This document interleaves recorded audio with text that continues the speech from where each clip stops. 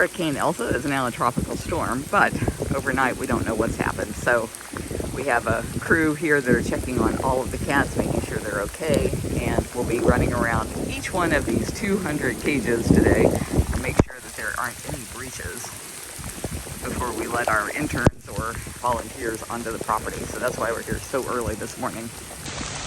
My father came up with this genius design for cages where it's a rounded wall, and that's where the strength is, and there's nothing to catch the wind. So hurricanes are wind and rain.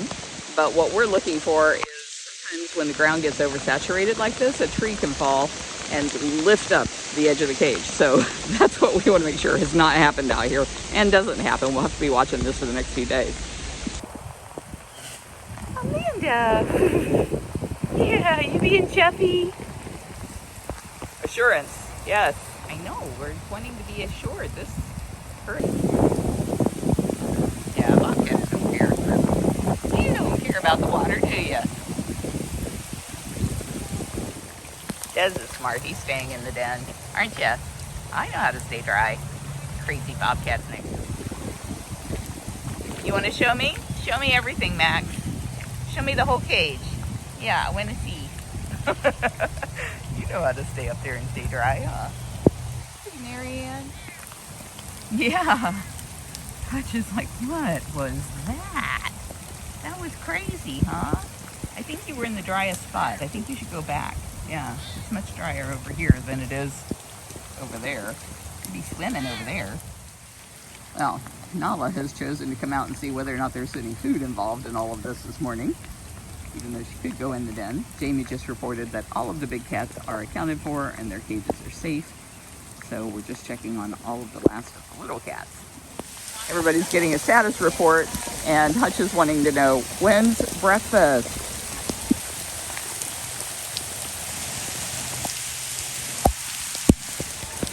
The last holdouts were Sue and Lakota, and we checked every single den and couldn't find them, but they were under the plant. No, they're not. They're under their little palm trees. So now that all the cats are accounted for, they can actually start their real day, which is feeding and cleaning in this mess. We have great drainage system. You can see how the water is moving. It's actually even causing a vortex right here because there's a little bit of a backup. And then it comes out here into Tiger Lake underneath our solar panels. But meanwhile, as you saw, the cats have high spots in their cages that they can get out of the rain in their dens and stay dry if they choose to do that. The spillway is supposed to be just for the pools here, but there's so much water running off of the cages that it's creating quite the waterfall.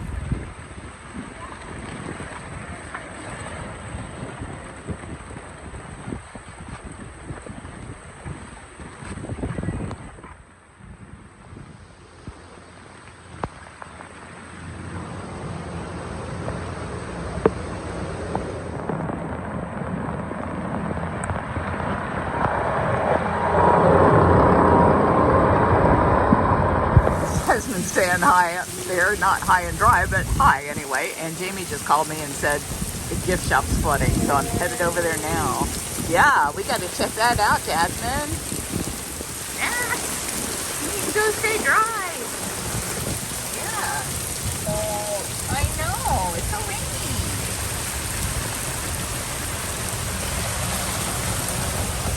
Jamie said Victor was going to bring the bobcat over. We have a bunch of sandbags that we have prepared for this. Just didn't expect the water to come up this fast.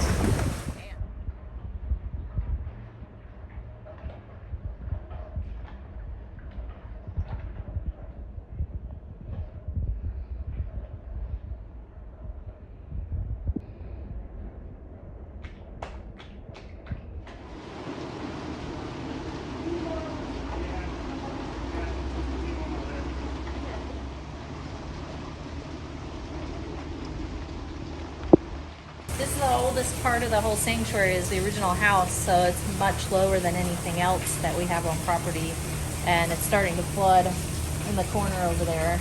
If you look at the way the water is moving from the left to the right ahead, it's really troubling because over there is the Veterans Expressway and the Tampa Bay Trail, which means they are flooded and dumping their water down here onto our Bobcat rehab area right there.